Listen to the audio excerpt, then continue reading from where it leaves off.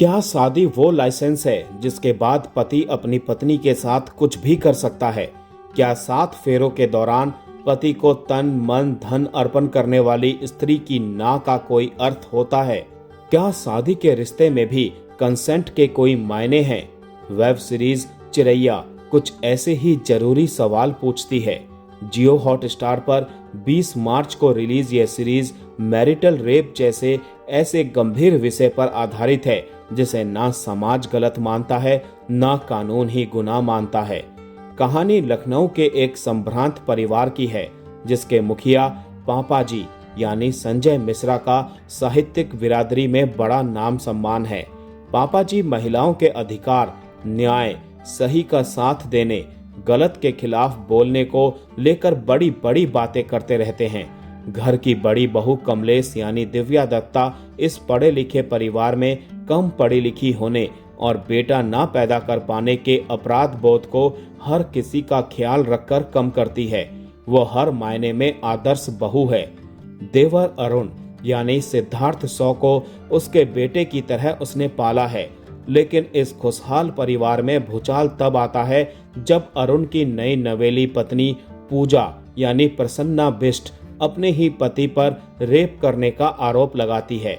जाहिर है कोई पूजा की बात पर यकीन नहीं करता। उसके खुद के माँ बाप तक उसका साथ नहीं देते। ऐसे में अकेली पूजा जब कमजोर होकर कठोर कदम उठाती है तो जेठानी कमलेश उसका हाथ थामती है। सही के लिए पूरे घर से बगावत करती है।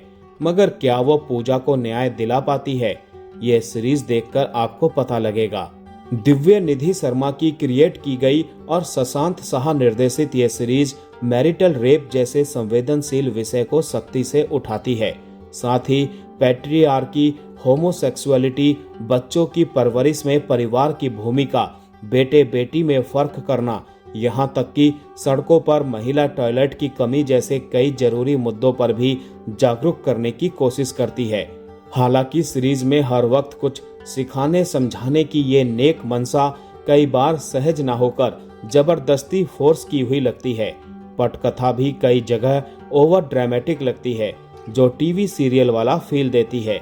कमलेश के अलावा पूजा और अरुण समेत बाकी किरदारों में पर्याप्त आर्क की कमी भी महसूस होती है। फिर भी सभी एक्टर्स ने अपनी भूमिका के साथ न्याय करने की कोशिश की है।